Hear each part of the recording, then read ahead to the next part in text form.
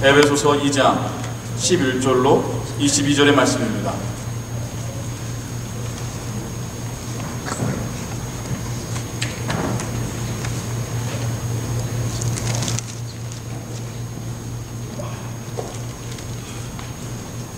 저와 여러분들이 한 구절씩 번갈아 교도하시고 마지막 절을 함께 봉독하겠습니다.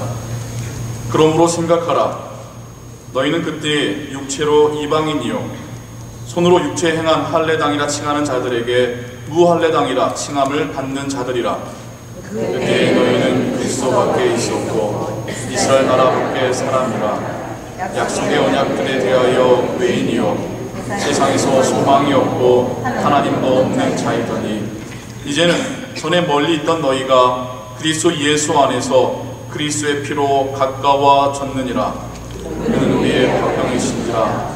그로 하나를 만드사 중간에 만든함을 보시고 원수된 것 곧 의문에 속한 계명의 율법을 자기 육체로 폐하셨으니 이는 이 둘로 자기의 안에서 한 새 사람을 지어 화평하게 하시고 또 십자가로 이 둘을 한 몸으로 하나님과 화목하게 하려 하심이라.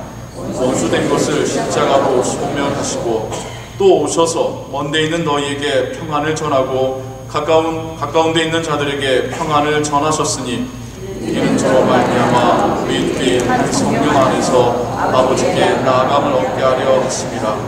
그러므로 이제부터 너희가 외인도 아니요 손도 아니요 오직 성도들과 동일한 시민이요 하나님의 분속이라. 너희는 사도들과 선지자들의 터 위에 세우심을 입은 자라. 그리스도 예수께서 친히 모퉁이 돌이 되셨느니라. 그의 안에서 건물마다 서로 연결하여 주 안에서 성전이 되어가고 너희도 성령 안에서 하나님의 거하실 처소가 되기 위하여 예수 안에서 함께 지어져 가느니라. 아멘. 제가 재밌는 실험 한 가지를 보았던 것을 여러분들에게 함께 나누면서 이야기를 시작하고자 합니다. 이런 실험이 있더라고요. 사람들에게 TV를 통하여서 어떤 화면을 보게 합니다. 그 장면에는 두 농구 선수가 서로 패스를 하면서 드리블을 하면서 이렇게 전진해오는 그런 장면이 있습니다. 그래서 실험에 참가한 사람들한테 A라는 농구 선수가 B라는 선수에게 몇 번 패스를 했는지를 세어보라고 숙제를 내주면서 영상을 보여줬습니다. 그런데 이 영상에는 하나의 비밀이 있었습니다. 이렇게 패스를 하는 중간중간에 고릴라가 나옵니다. 고릴라가 그냥 나오는 게 아니라 저 멀리서부터 가슴을 치면서 전진해 옵니다. 그 영상을 다 본 다음에 이제 그 실험을 했던 사람이 피실험자들한테 묻습니다. 고릴라를 봤습니까? 혹은 다른 거 못 본 거 없습니까? 대부분의 사람들이 못 봤다고 대답을 하더랍니다. 특별히 사회적으로 높은 지위에 있거나 혹은 어떤 일을 굉장히 집중적으로 하시는 분들, 굉장히 성취지향적인 분들은 못 봤다고 하는 그 확률, 퍼센티지가 훨씬 높더랍니다. 이 실험이 말하는 바는 무엇이냐면 결국 사람은 자기가 보고 싶어하는 것만 보고 있더라는 거죠. 다른 것도 보이지만 시각 자체가 보고는 있어도 보지 못하는 것들이 있더라는 겁니다. 내가 원하는 것, 내가 관심 갖는 것이 아니면 눈으로는 보고 있어도 머리로는 이그노하고 있는 경우가 많더라는 겁니다. 한 가지 또 재밌는 실험을 제가 보았습니다. 요즘은 실험을 좀 많이 보는 편입니다. 대학 교수님이, 심리학과 교수님이 대학생들 한 5명을 불러 모아놨어요. 그리고는 여러분들의 그 성격을 알아맞혀 보겠다라고 실험을 시작합니다. 그러더니 뜬금없이 흰 도화지 위에 손바닥을 얹어놓고 그림을 그리라는 거예요. 그 손바닥 그림만 보고 성격을 알아맞출 수 있다는 겁니다. 대학생들 신기하면서 손바닥 그림을 그리죠. 그리고는 이제 그 교수님은 그걸 모아다가 옆방으로 갑니다. 다시 돌아와서 각 사람들에게 이게 당신의 성격입니다 라고 해서 여러 가지 쓰여진 것을 다 각각 줍니다. 읽어보세요. 이거 보더니 한 명한테 다 물어봅니다. 당신의 성격하고 맞는 것 같습니까? 맞는 것 같습니까? 모든 학생이 예, 80%는 맞는 것 같습니다. 어떤 학생은 90%까지 제 성격을 정확하게 맞췄는데요? 라고 대답을 합니다. 근데 카메라가 그 교수님께서 옆방에서 했던 것을 보여주는데요.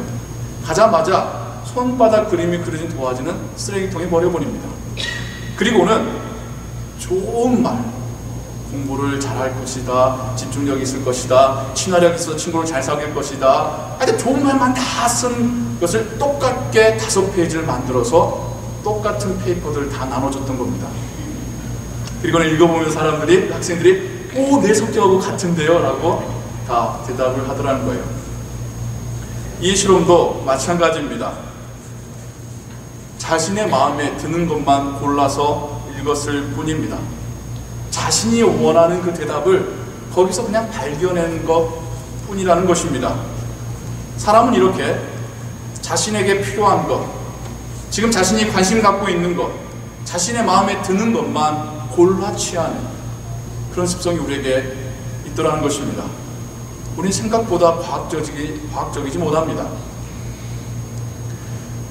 나와 친한 사람, 나와 닮은 사람, 나와 얘기가 잘 통하는 사람, 나와 공통점이 있는 사람들을 구분하는 것, 그러하느냐, 나의 바운더리 안에 있느냐, 그 밖에 있느냐, 그걸 구분하는 것은 지금이나 옛날이나 마찬가지였습니다.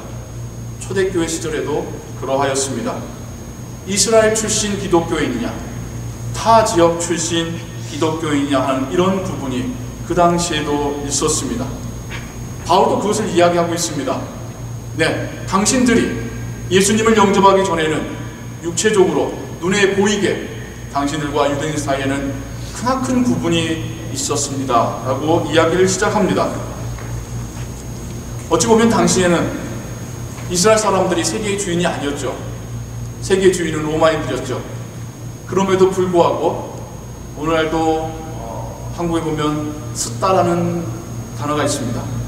스스로 따돌림을 당하는, 다른 사람들이 나를 따돌리기 전에 내가 다른 사람들 차례 따돌리는 그런 형태도 있는데, 이스라엘 사람들이 그러했었어요.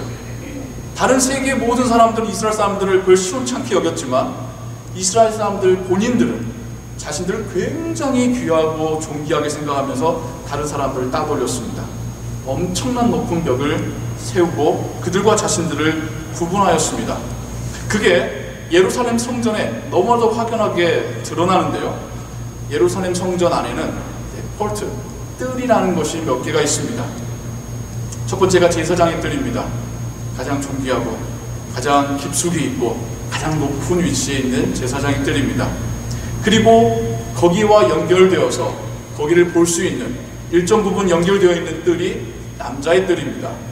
이스라엘 사람들이 얼마나 이 남자의 본의를 높이 받는지를 이해할 수 있겠죠. 그리고는 좀 몇 계단을 내려와야지 여자의 뜰이 있습니다. 근데 거기까지는 성전입니다.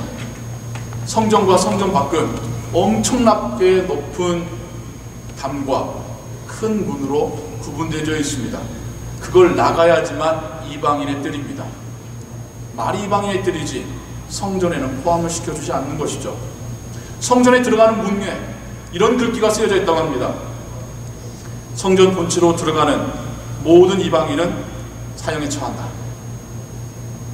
이스라엘 사람들은 그렇게 자신과 다른 사람들을 심하게 구분하였습니다. 그런데 이러한 습성이 예수님을 영접한 이후에도 완전하게 바뀌어지지 못하고 있더라는 것입니다. 바울이 볼 때에 유대인 크리스찬들도 타 지역 크리스찬들을 받아들이지 못하고 있고, 이미 유대인들에게 상처를 많이 입었었던 타 지역 크리스찬들도 유대인과 하나 되지 못하는, 자신들이 이류 시민인 것처럼 자신감 갖지 못하는 그런 모습을 보게 됩니다. 그래서 바울은 특별히 에베소 교회를 향하여 쓴 편지 가운데 이것에 대하여 이야기하고 있는 것이죠. 예전에는, 주님을 만나기 전에는 눈에 보이는 육체로는 구분이 됐을지 모르나 주님을 영접한 이후에 유대인이나 유대인이 아니잖아, 주님 안에서는 구분이 없습니다 라고 이야기하고 있습니다. 그러면서 지금 바울은 한 가지의 이미지를 그 머릿속에 가지면서 설명하고 있는데요. 바로 성전의 휘장입니다. 마태복음에 보시면 예수님께서 십자가에서 죽음을 당하시는 그 순간 성전 휘장도 찢어지는 역사가 일어납니다. 복음서 기자들이 이걸 굉장히 중요하게 다루며 기록을 하였습니다. 상징적인 의미가 있기 때문이죠. 성전 휘장이라는 것은 지성소와 성소를 구별하는 천이었습니다.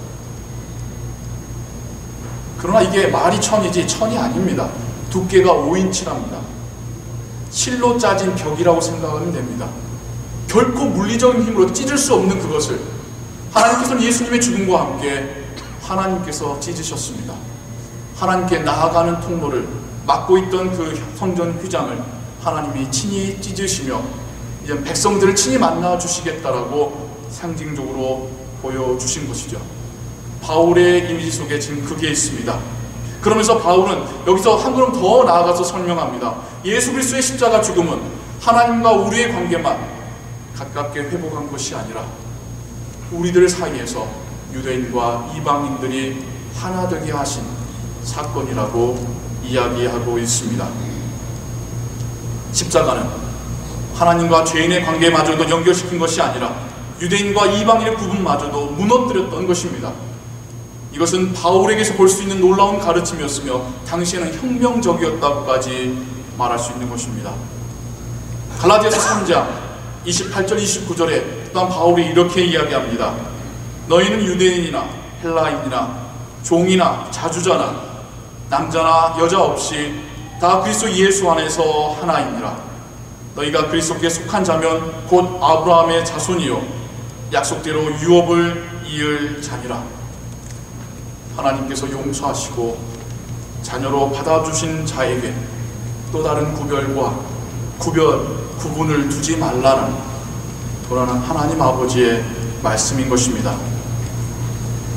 바울은 예수 그리스도를 가리켜 우리의 화평이라고 부르고 있습니다. 예수님께서 우리와 하나님 사이를 가깝게 하셨기 때문이기도 그러하지만 예수님께서 유대인과 이방인을 또한 가깝게 하셨기 때문입니다. 바울은 여기서 더 혁신적인 가르침을 우리에게 주고 있습니다. 둘이 가까워진 정도가 아니라 둘이 하나가 되었다라고, 한 세 사람이 되었다라고까지 이야기하고 있습니다. 이것은 무슨 말일까요? 사람과 사람이 합체해서 합체 로봇을 만들었다는 이야기는 아닐 텐데요. 이것은 바로 하나의 신앙 공동체 교회를 이루었다는 말을 하고 있는 것입니다. 물리적으로 두 사람이 한 사람이 됐다고 생각하지 마시고 지금 바울은 서로 다른 두 사람이 모여서 하나의 공동체 교회를 이루었다는 말씀을 우리에게 주고 계시는 것입니다. 제가 에베소서를 시작하면서 에베소서는 교회에 대한 바울의 가르침이다, 교회에 대한 하나님의 말씀이다라고 시작하며 말씀드렸던 것이 기억이 납니다. 에베소서에는 많은 교회에 대한 가르침이 나와 있습니다. 물론 바울이 드러내놓고 교회라는 단어를 자주 사용하지는 않습니다. 그러나 그의 가르침은 모두 교회를 향하고 있다는 것이죠. 지금 바울은 교회를 설명하면서 구별과 차별이 없는 서로 달랐던 사람들이 하나의 공동체를 이룬 한 세 사람이 되었더라고 이야기하고 있는 것입니다. 그러면서 또한 바울은 그리스도의 몸된 교회를 건물에 비유하며 또한 설명하고 있습니다. 당시의 성전은 그냥 한 독채, 단체 건물이 아니었습니다. 창고도 있지요, 성소와 지성소도 있지요, 뜰도 있지요, 담장도 있지요. 많은 것들이 연결되어서 하나의 성전을 이루었습니다. 지금 그것을 가리키면서 교회도 서로 다른 건물들이 연결되어져서 하나님께서 거하실 처소가 되어가고 있다라고 말해주고 있는 것입니다. 주님의 교회는 유대인과 이방인이, 남자와 여자가, 상전과 하인이 서로 하나가 되어가면서 주님의 교회가 완성된다라고 말씀하고 계시는 거고, 여기에 하나님께서 거하신다라고 말하고 있습니다. 예전에 제가 구원은 혼자 받는 것이라고 여러분에게 말씀드렸죠. 하지만 신앙생활은 우리가 함께 하는 것입니다. 함께 모여 신앙의 공동체를 이룰 때 그곳에 강력한 하나님의 임재가 나타나게 되는 것입니다. 함께 모인 신자들의 모임에 하나님께서 성령으로 지키시고 때로는 축복하시고 인도하시고 말씀하시는 것입니다.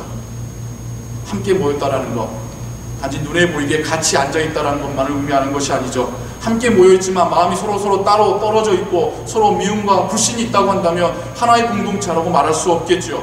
하나님께서 원하시는 교회는, 공동체는 새로운 한 사람은 그런 모습은 아닐 것입니다. 서로 마음이 나뉘어져 있는 교회처럼 안타까운 것도 없습니다. 당연히 받을 수 있는 은혜와 기쁨과 평강과 축복을 모두 놓치고 있기 때문입니다. 그러한 교회 안에서는 신앙의 성숙도 일어날 수 없습니다.